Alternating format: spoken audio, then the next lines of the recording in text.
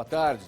O governo da Grécia vai apresentar nova proposta para tirar o país da crise financeira.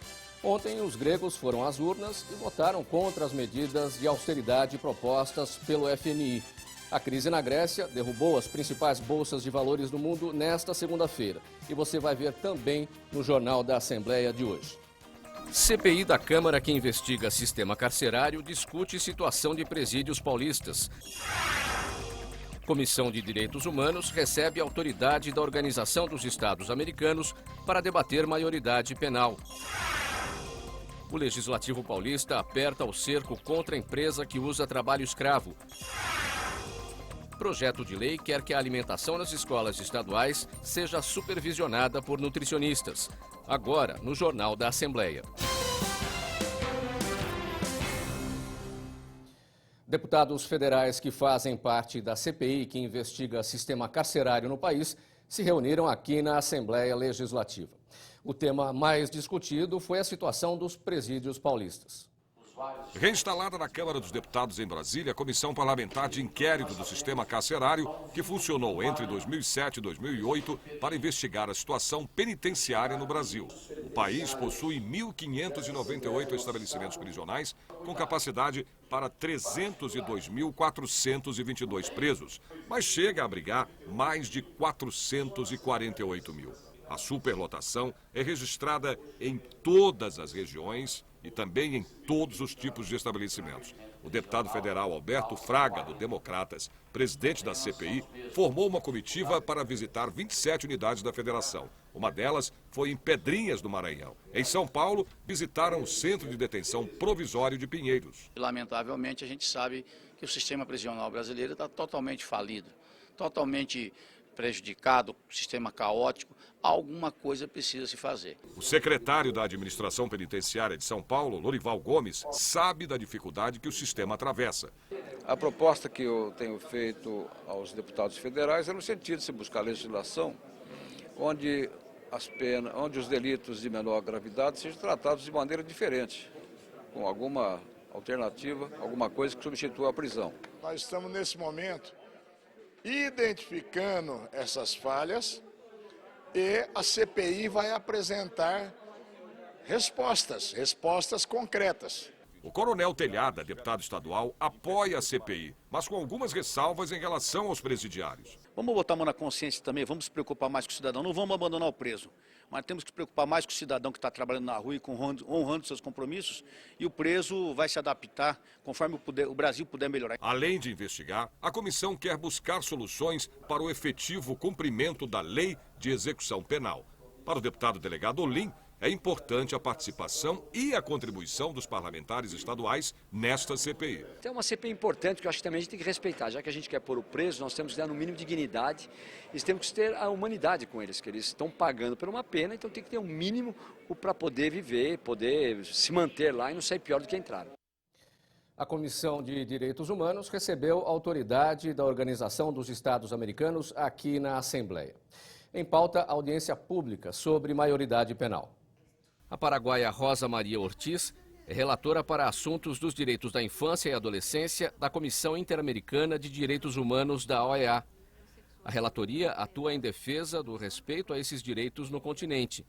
Durante a audiência pública, Rosa Maria criticou a possibilidade de redução da idade penal, afirmou que criminalizar o jovem a partir de 16 anos é um retrocesso e defendeu o correto cumprimento do Estatuto da Criança e do Adolescente para resolver a sensação de impunidade juvenil. Para a comissão é fundamental o que está ocorrendo em Brasil, por isso minha presença aqui para apoiar a não redução da maioridade penal, porque contraria e violenta todos os direitos do niño contemplados na Convenção de los Derechos del Niño e também na Convenção Americana de Direitos Humanos. Os militantes dos direitos humanos destacaram que a criminalização do jovem aos 16 anos não reduziria a violência no Brasil, porque os adolescentes não são os principais responsáveis pela criminalidade, e apontaram o papel da sociedade no debate. Na pesquisa do Datafolha, nós vemos que as pessoas mais pobres, que as pessoas que têm menores níveis de escolaridade estão mais apoiando a redução da maioridade penal. E são exatamente os seus filhos que provavelmente vão depois para o sistema penitenciário. Então nós precisamos reverter isso com essa participação maior junto à população na discussão desse tema. Para o deputado Carlos Bezerra Júnior, do PSDB, as consequências da redução da maioridade penal devem passar por discussão ampla e serena. Eu quero aqui registrar que eu sou absolutamente solidário às vítimas de violência no nosso país. Eu concordo que medidas concretas precisam ser tomadas. Aliás, nós estamos trabalhando para isso, para encontrar medidas, para encontrar alternativas, e há várias alternativas concretas, mas o fato é que a experiência internacional mostra que redução não é a solução. Agora nós vamos à previsão do tempo nesta segunda-feira. Em toda a região metropolitana, o céu fica parcialmente encoberto. Não há previsão de chuva, máxima de 21 graus. Em Campinas, o sol aparece entre nuvens à tarde. Chove em áreas isoladas à noite, máxima de 23 graus. Em São José dos Campos, tempo nublado, máxima de 23 graus. Em Sorocaba, segunda-feira com tempo parcialmente nublado, máxima de 22 graus. Em Ribeirão Preto, chove à tarde e à noite, máxima de 25 graus. O Legislativo Paulista aperta o cerco contra empresas que usam trabalho escravo. Veja os detalhes depois do intervalo.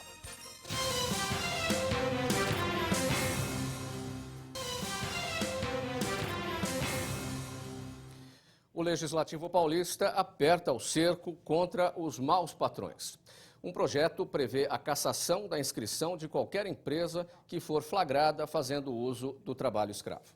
A Lei 14.946, de autoria do deputado Carlos Bezerra, líder do PSDB, em vigor desde o ano passado, tem como finalidade punir qualquer empresa que faça uso direto ou indireto do trabalho escravo no estado de São Paulo. Essa lei proíbe o pedido de inscrição de uma nova empresa no mesmo ramo e a perda do direito ao recebimento de créditos do Tesouro do Estado. As maiores concentrações de trabalho escravo no Brasil estão nas indústrias madeireira, carvoeira e de mineração, de construção civil e lavouras de cana, algodão e soja, além das oficinas de costura. O auditor fiscal Renato Binami fala da lei e das ações para coibir o trabalho escravo no Estado. Não tem natureza, né? Ela não objetiva combater o trabalho escravo pelo viés criminal, e sim pelo viés tributário. E sempre que se encontrar, se detectar, sempre que o Estado, sempre que o poder público constatar trabalho escravo na cadeia produtiva de determinada empresa, essa empresa está sujeita à sanção de cassação do seu ICMS, ou seja, ela não vai poder comercializar mais por 10 anos, é o que diz a lei. Uma das contribuições para a erradicação do trabalho escravo no país é da ONG Repórter Brasil, que ajuda no aumento da incidência desse tema na grande mídia. A lei de São Paulo é uma lei fundamental para se combater o trabalho escravo no Brasil, não apenas para São Paulo, né, para o estado de São Paulo, porque é claro que o benefício ligado à lei aqui é claro, mas também porque São Paulo, devido ao seu tamanho econômico, devido ao tamanho populacional, ele serve como exemplo para outros estados. Hoje, a Organização Internacional do Trabalho aponta que há no mundo em torno de 27 milhões de pessoas em condições de escravidão, o que movimenta mundialmente em torno de 32 bilhões de dólares ano. Quer dizer, enfim, lamentavelmente lucrativo, né, e fácil de ser feito. Agora, São Paulo deu um recado para o mundo, né, que aqui a tolerância com o trabalho escravo é zero. E atenção, a partir de hoje, as regras para a realização de cesáreas ficam mais restritas no Brasil. Os planos de saúde só terão que pagar pelos procedimentos se houver uma justificativa médica para a realização da cirurgia. A gestante que, mesmo sem uma necessidade médica, optar por ter seu filho via cesariana, terá que pagar pelo parto. As normas fazem parte de uma portaria do Ministério da Saúde com o objetivo de reduzir o alto número de cesáreas no Brasil.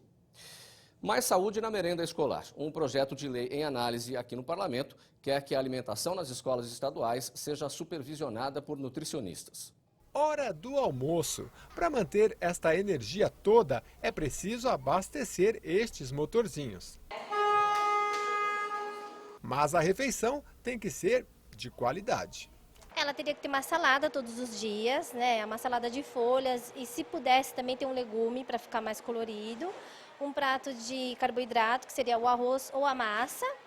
E assim, o arroz e o feijão é uma combinação perfeita, porque ela é rica em nutrientes. Um prato proteico, que seria uma carne, um frango, um peixe, um ovo. E um legume também, um legume cozido. Mas essa não é a realidade de todas as escolas. Salgadinhos, biscoitos, refrigerantes estão cada vez mais presentes nas refeições. Para garantir a qualidade destas refeições, o deputado Marcos Martins, do PT, propõe em projeto de lei que a responsabilidade técnica da alimentação servida nas escolas do estado de São Paulo seja de um nutricionista. Em casa, por mais que as mães tentem, né, às vezes fazer um lanchinho saudável, levar, as mães às vezes não têm o conhecimento do que são os alimentos mais saudáveis, como escolher um alimento no mercado, né, como comparar um rótulo de um alimento para saber quem tem mais gordura, quem tem menos. E as crianças em casa também, às vezes, elas pedem para a mãe para levar aqueles alimentos que elas veem na televisão, porque querendo ou não, a mídia, ela influencia muito o consumo das crianças, né, essa questão dos salgadinhos fritos, das guloseimas. E a mãe, às vezes, para fazer uma vontade da criança, ela acaba cedendo e acaba mandando de lanche uma coisa que não é legal, que não é saudável. O projeto de lei 580 de 2010 também prevê que o governo do estado de São Paulo, por meio do Conselho de Alimentação Escolar, promova a educação alimentar em conjunto com os demais profissionais da educação. A alimentação saudável, ela precisa continuar existindo, até porque no futuro pensar em orgânicos, em alimentos orgânicos, ao invés de alimentos que não são saudáveis. Pensar numa coisa, por exemplo, hortas comunitárias e outras coisas mais. Entendeu? Nós temos um projeto lá na cidade de Osasco, que é de agricultura urbana. Então, para que tenha também hortas comunitárias e outras coisas de forma orgânica e que a população, que as escolas municipais, as escolas estaduais, elas possam ter um alimento saudável e combate à obesidade. Vamos ver como fica o tempo em mais cidades do interior e litoral do estado. Em Santos, o céu fica parcialmente nublado, máxima de 24 graus. Em São José do Rio Preto, chove à tarde e à noite, máxima de 25 graus. Em Mogi das Cruzes, tempo parcialmente nublado, máxima de 20 graus. Em Piracicaba, o sol aparece à tarde, mas chove à noite, a máxima chega a 24 graus. A seguir, viajar entre cidades paulistas ficou mais caro. Veja depois do intervalo. Até já.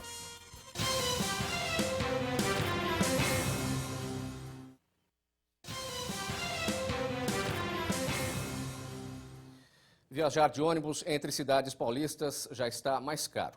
O aumento nas tarifas das linhas intermunicipais foi de 10,53% e está em vigor desde ontem. Mas é bom lembrar que o aumento não vale para as linhas que ficam dentro da região metropolitana de São Paulo.